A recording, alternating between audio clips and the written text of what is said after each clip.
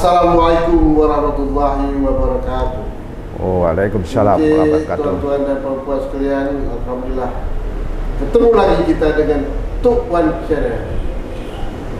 Jadi tuan-tuan dan puan-puan sekalian, pada sore hari ini Tok Wan Channel mengundang salah seorang pakar di Pekanbaru ini, yaitu beliau sebagai dosen tetap di Universitas Islam Riau. Luar biasa, yang saya cukup kenal dengan beliau ini.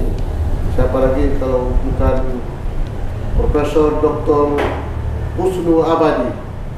Luar biasa beliau ini, seorang pakar hukum negara. Dan kita berbincang pada sore hari ini berkaitan menyangkut masalah apa yang terjadi di Mahkamah Konstitusi baru hari ini, yaitu keputusan MK tentang penetapan umur calon presiden dan wakil presiden yang sangat kontroversial.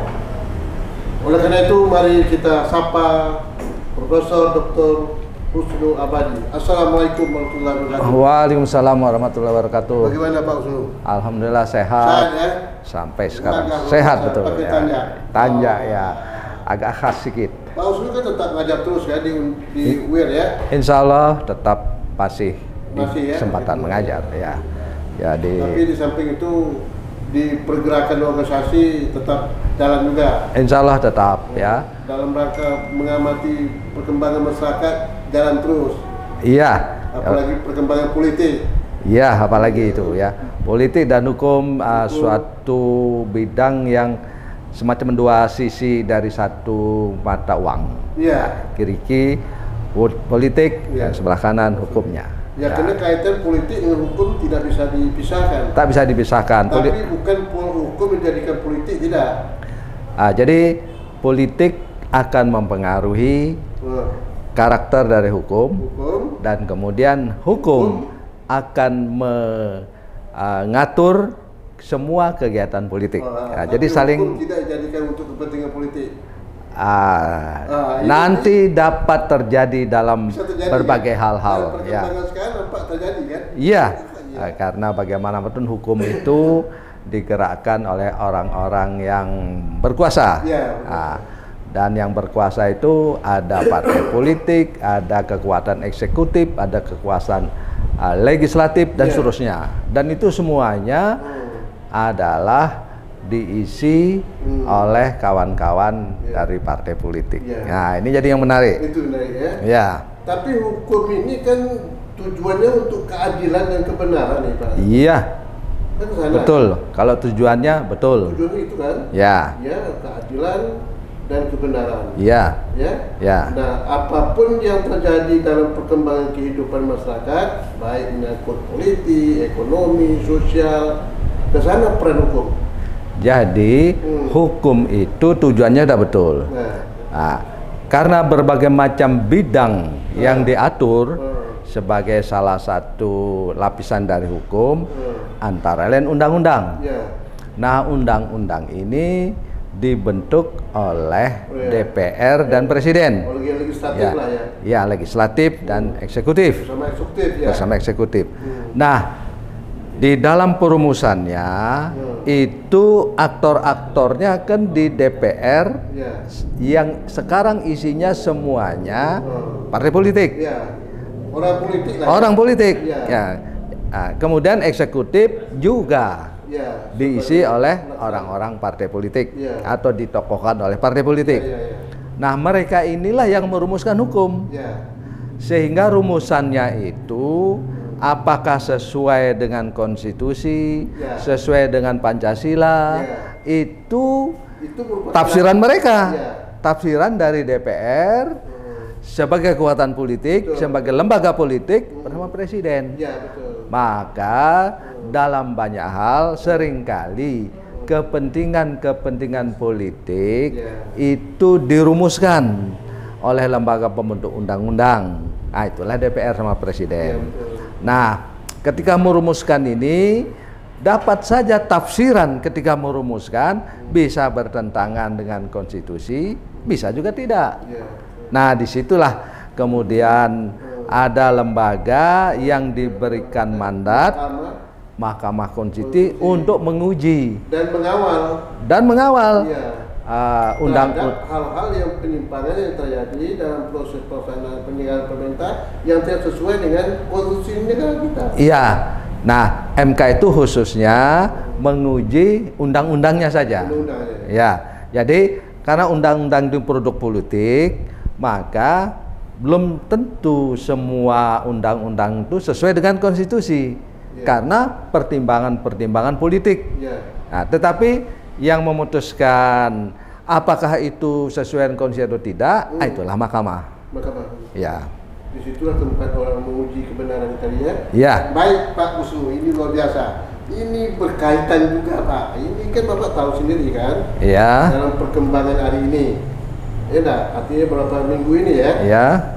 Dengan dikeluarkannya keputusan MK Mahkamah Konstitusi. Ya, nomor 90. Ya, nomor 90 ya. Ya. Tahun 2003 berkaitan tentang batas umur calon presiden dan wakil presiden. Ya. Dinyatakan 40 tahun kan. Ya. Tetapi ada keputusan itu berkaitan bahwa dan yang telah menjabat pemerintahan atau menjadi kepala negara, daerah, kepala daerah yang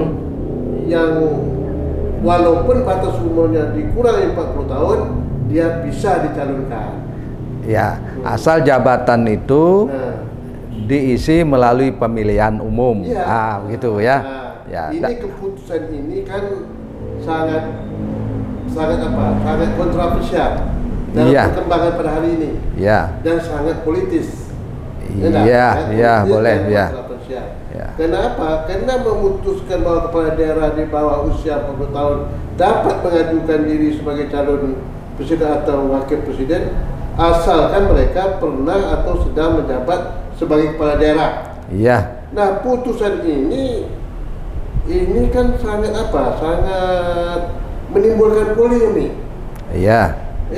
Dan mendapat sorotan yang begitu tajam dari pakar hukum tata negara. Sehingga terpaksa Mahkamah Konstitusi membentuk sekarang ini yang dinamakan Majelis Kehormatan Mahkamah Konstitusi. Mahkamah Konstitusi. Yang ketuanya sekarang Pak Jimli Asyidiki. Profesor Jimli. Ini sudah dikaji secara mendalam sekarang ini Pak. Nah, kira-kira menurut pandangan Pak Usnu nanti, bagaimana analisa Bapak ke depan ataupun menjelang keputusan ini akan dibuat ini, kalau seandainya berandai-andai Pak, bahwa keputusan Mahkamah Konstitusi itu melanggar etik hakimnya, maksudnya hakimnya itu. Melanggar etik. Nah, kalau ini terjadi, apa akibat hukum yang akan terjadi? Baik, Datuk Wan. Jadi yang dilaporkan oleh banyak pelapor ya, termasuk Bung Denny Indrayana, kemudian Constitution and Administrative Law Society ya, itu kumpulan pakar-pakar hukum tata negara, itu dipimpin oleh Profesor Dr. Sri Harjanti dari Unpad dan kawan-kawan, dan masih banyak yang lain yang melaporkan tentang etika ya, etika dari hakim-hakim yang menyidangkan itu. Menyidangkan itu. Jadi belum keputusannya dulu ya. Tetapi putusannya begitu gara-gara apa? Maka dipandang ya, ada sejumlah etika yang dilanggar. Yang dilanggar. Apa contohnya? Misalnya dari salah satu pelapor, dari sejak bulan Maret misalnya sudah meminta agar Mahkamah Konstitusi segera membentuk Majelis Kehormatan, karena didakwa ada berbagai macam etika walaupun belum kasus ini ya, belum. Yang kedua, ada pelanggaran persyaratan hakim, bahwa dalam Undang-Undang Kekuasaan Kehakiman itu apabila ada perkara yang hakim itu ada kepentingan di sana atau mempunyai relasi kepentingan di sana, maka diwajibkan mundur untuk memeriksa perkara itu. Nah, disinilah ada hakim konstitusi yang mempunyai kepentingan dengan kasus ini. Nah, itulah kasus yang termasuk yang dominan dalam memutuskan perkara ini. Mengapa dia tak mundur?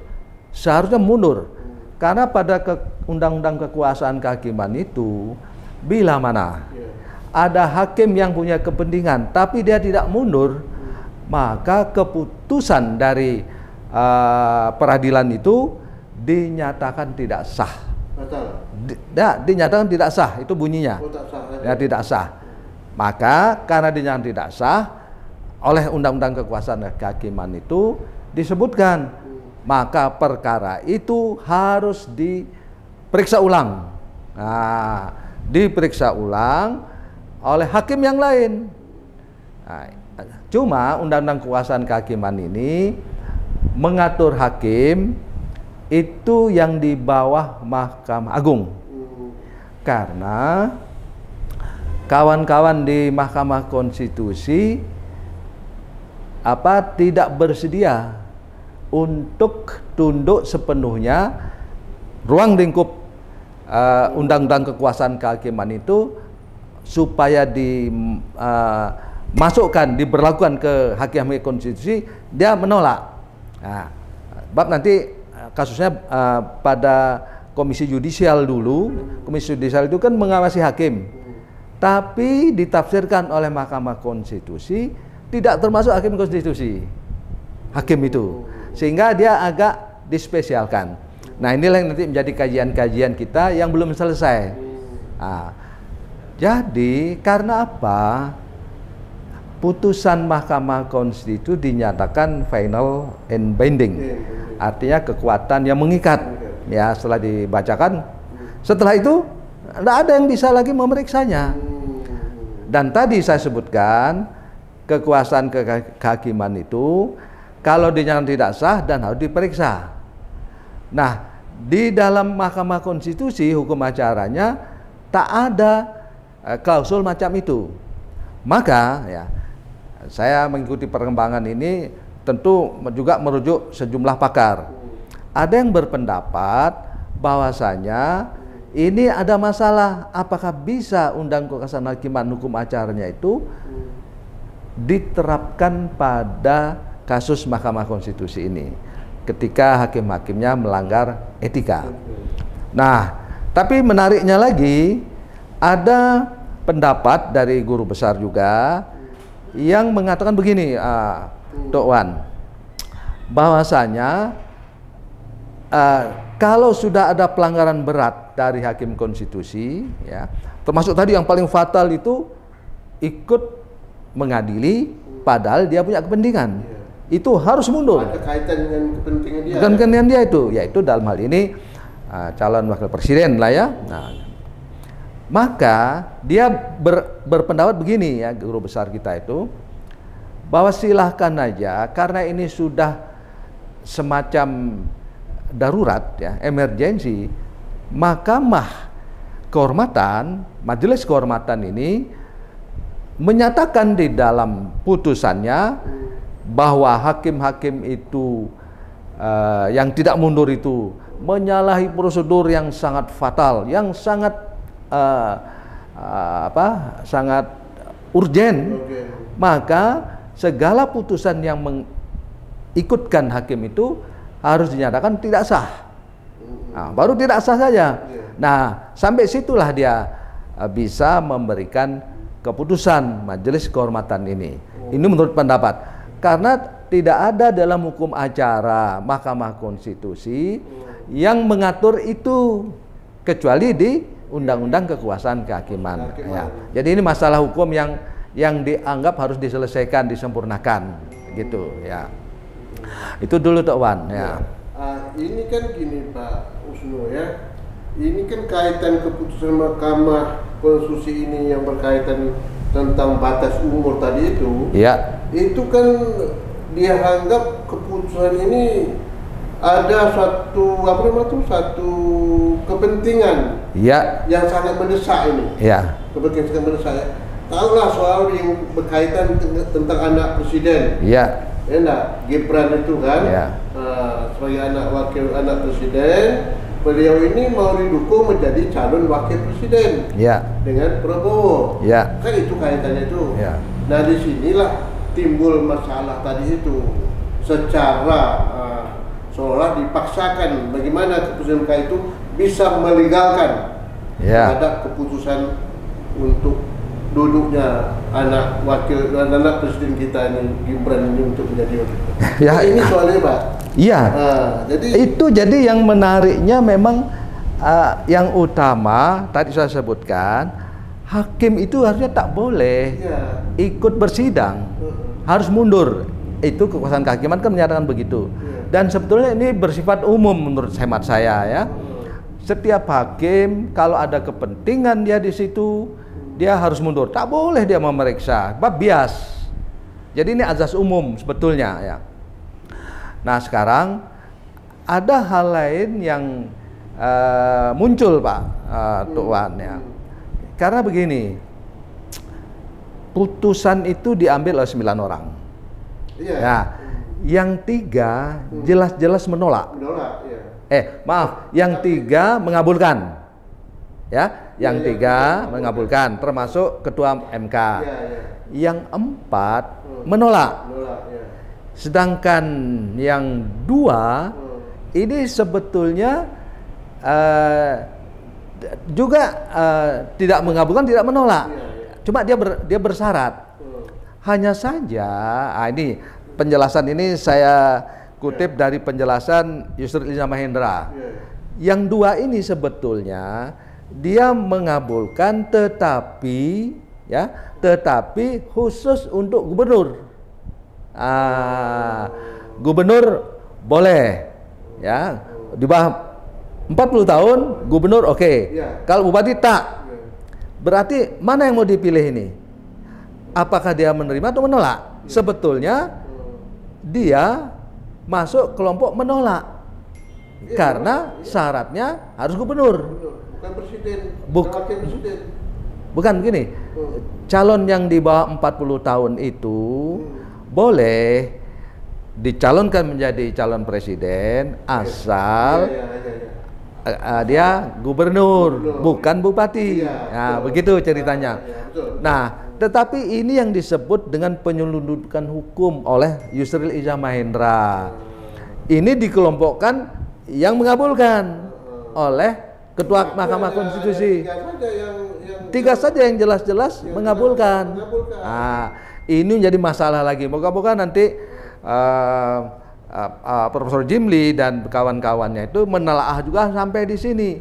Jadi jadi ada putusan MK itu Tuan boleh berbeda pendapat, satu correcting opinion dan dissenting opinion.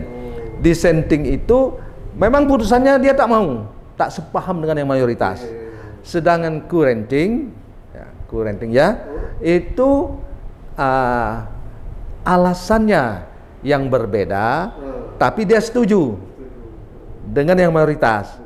Nah, sekarang yang correcting ini sebetulnya dia tuh dissenting, gitu ya, dissenting, walaupun agak dua kaki ya, tapi dikelompokkan oleh ketua kepada kelompok 5. Jadi di sini yang disebut oleh Yusril Iza Mahendra sebagai penyelundupan hukum. Jadi putusan yang sebetul-betulnya kalau dianalisis itu adalah 3 menerima, mengabulkan ya, tetapi 5 sebetulnya 6 termasuk menolak, walaupun tadi terhadap correcting dan dissenting ya. Begitu. Jadi ini hal yang sangat menarik dari segi isi putusannya, apakah itu betul-betul 5-4? Betulnya tidak 5-4, 3 dan 6. Begitu yang saya dapatkan informasi terakhir gitu, Tuan. Ya.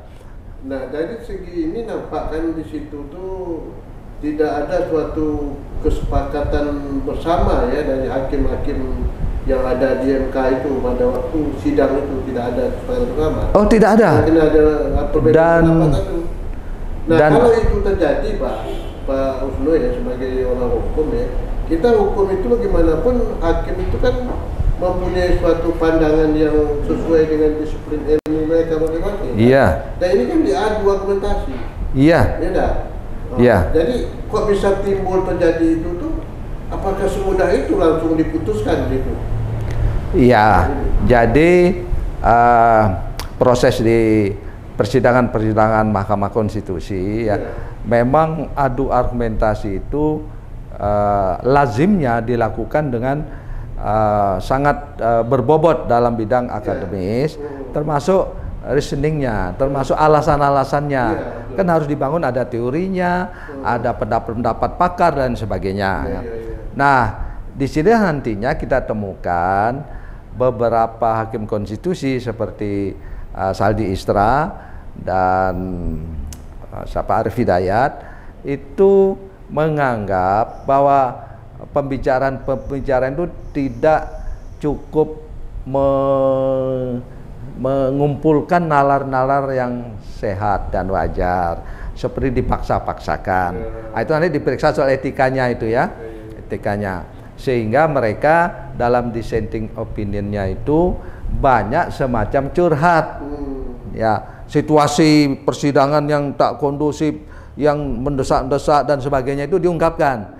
Memang seharusnya dissenting opinion itu adalah alasan-alasan sehingga kita berbeda pendapat. Nah, itu nanti sebab musabab mengapa 9 hakim konstitusi semuanya dilaporkan.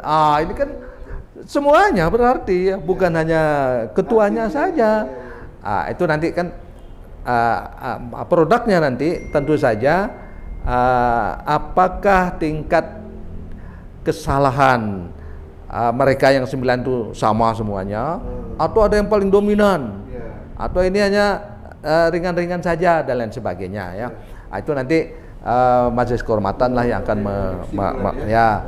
tapi tadi yang penting dari diskusi kita ini ada prinsip dasar daripada hakim yang tidak boleh ikut menyidangkan kalau dia punya kepentingan dia atau kasus itu. Nah, begitu. Itu doan. Oke, baik Pak Usni, ini luar biasa nih Pak. Kemudian menurut pandangan Bapak ya, dampaknya Pak antara dua ini. Kalau misalnya kalau ini diterima oleh majelis kehormatan, ini akan menimbulkan gejolak juga. Iya. Jadi kan dilematis nih. Iya, iya. Nah, kalau misalnya majelis kehormatan nanti mengatakan bahwa ini dianggap batal dan melanggar etik, akibat juga akan menimbulkan masalah. Iya. Nah, dampaknya bagaimana menurut pandangan Pak Usnu? Nah, perkiraan itu demikian ya. Hasil putusan Mahkamah Konstitusi ini kan harus ditindaklanjuti sebetulnya. Pertama, perbaikan undang-undang. Yang kedua, perbaikan peraturan KPU. Rupanya perbaikan undang-undang tidak bisa segera dilaksanakan, tapi langsung dilaksanakan dengan perbaikan peraturan KPU. Peraturan KPU yang menyangkut kebijakan harus dibicarakan dengan DPR. Dan kemarin kalau tak salah DPR sudah memberikan lampu hijau untuk dirubahnya peraturan KPU tentang syarat-syarat calon presiden. Dan agaknya mungkin hari ini peraturan KPU itu dirubah. Nah, disesuaikan dengan keputusan MK ini. Bukan keputusan Mahkamah Konstitusi tadi ya. Nah, sekarang etika berjalan ya, komisi etika berjalan, dan itu menurut permohonan dari Denny Indrayana tanggal 7 sudah harus diputus. Permintaannya itu. Tanggal 7 itu berarti hari Selasa. Tanggal 8 kesempatan menggantikan calon kalau tidak diterima. Kan begitu. Jadi itu rasionya. Dan itu dipertimbangkan betul oleh majelis ya, oleh Profesor Jimli. Nah, oleh karena itu sampai tanggal 7 ini persidangan maraton tuh. Semua pelapor diperiksa, semua hakim diperiksa, didengarkan keterangannya. Cuma kalau hakim itu sidangnya tertutup, ya, karena peraturan MK mengatakan begitu. Sedangkan untuk pelapor terbuka, maka kita bisa menyaksikan semua laporan-laporan yang menjadi sebab mengapa hakim-hakim ini harus di majelis kehormatan kan ya, disidangkan di MK, itu didengarkan dan itu masih berlangsung. Nah sekarang kemungkinannya tadi sudah saya sebutkan ya, bahwasanya kalau di dalam Undang-Undang Kekuasaan Kehakiman itu menunjukkan bahwa putusan yang demikian itu, putusan di mana seorang hakim tak mundur juga dapat dinyatakan tidak sah. Tapi ada kelanjutannya, maka kasus itu harus disidangkan balik, dengan mengeluarkan hakim yang melanggar tadi itu. Nah sekarang berkaitan dengan MK ini bagaimana? Apakah harus sidang balik? Kan gitu jadinya ya.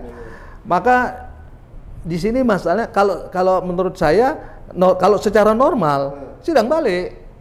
Ya? Kalau normal. Tapi ini karena sudah berburu dengan jadwal pemilu KPU, maka ada pikiran dari Denny Indrayana, ini menarik ya, bahwasanya cukuplah Majelis Kehormatan setelah mendengarkan semua bukti, segala bukti, bahwa benar terjadi kesalahan prosedur yang sangat fatal. Bahwa itu memang fatal ya. Bla bla bla bla, sehingga putusan MK itu tidak sah. Nah, sampai situ aja dulu, tidak sah. Sehingga nanti akibatnya ya tidak bisa dilaksanakan sampai ke peraturan KPU itu tadi. Nah ini pendapat dan saya cenderung yang demikian. Ya cukuplah. Tapi akibat nanti calon yang terakhir tetapnya ini akan terjadi perubahan nggak mungkin nanti? Oh iyalah. Kalau perubahan kan nggak begitu pengaruh sebenarnya. Kalau terjadi perubahan calon presiden kena batal yang sahkan itu. Otomatis nanti Prabowo akan menggantikan dengan yang lain. Iyalah. Itu lebih apa lagi kan? Lebih apa? Lebih tidak banyak permasalahan yang terjadi. Oh, tak ada permasalahan itu. Cuma masalahnya bagaimana kalau KPU tak mau melaksanakan? Nah, ini kan jadi masalah. Tapi KPU tidak bisa semena-mena begitu kan? Bukan, karena kan putusan MK itu tidak dicabut. Begitu masalahnya, putusan MK itu masih ada eksistensi dia. Hanya karena prosedurnya, hakim-hakimnya itu sebetulnya tidak bisa menyidangkan, itu yang dianggap kesalahan fatal. Maka Majelis Etika mengatakan bahwa putusan yang dibuat oleh orang-orang yang seharusnya tak boleh itu dinyatakan tidak sah. Nah, maka disinilah kawan-kawan mungkin banyak beda pendapat ya.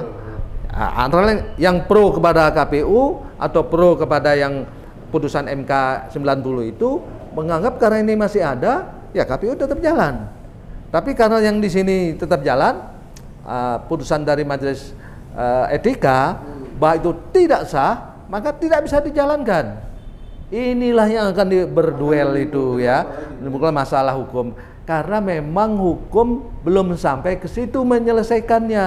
Kan kita tak menyangka ini bahwa peristiwa ini ada yang model begini ya.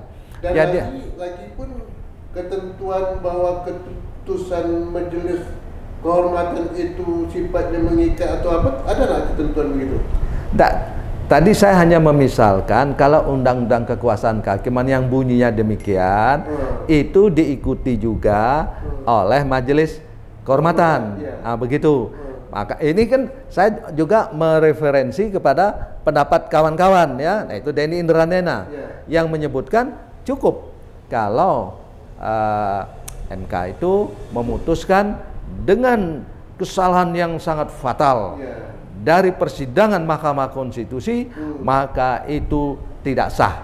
Nah, sebab bunyi undang-undang bunyinya begitu. Nah, oleh karena itu, karena tidak sah, tidak sah. Nah, kelanjutannya gimana? Seharusnya KPU tidak merujuk itu. Cuma sekarang masalahnya kalau KPU merujuk situ, merujuk kepada 90-nya saja bagaimana? Ini yang disebut dengan konflik hukumnya. Ya, begitulah dia. Jadi tuan-tuan, bagaimana perkembangan hukum negara kita ini? Boleh dikatakan tidak ada suatu kepastian yang apa yang dimintakan dan diharapkan oleh masyarakat dalam rangka menegakkan keadilan. Oleh karena itu Pak Usnu, Ya. terima kasih atas keterangannya yang Alhamdulillah ya. dan supaya masyarakat dapat mengambil kesimpulan Ya. dari apa yang telah Bapak sampaikan tadi itu, bahwa ini akan menimbulkan suatu pertanyaan. Ya. WNC kita lihat Ya. keputusan Majelis Kehormatan Matan Mahkamah. Mahkamah Konstitusi. Kita tunggu waktunya tanggal 7 November. Insya Allah Ya. kita akan melihat keputusan itu kemana akan dikenakan oleh Mahkamah Kehormatan terhadap keputusan yang dibuat oleh MK dalam penentuan calon presiden dan wakil presiden yang menyangkut masalah batas umur. Terima kasih. Wassalamualaikum warahmatullahi wabarakatuh. Waalaikumsalam warahmatullahi wabarakatuh. Cukup itu jadi putusan saudara. Ya. Jadi, Nanti kan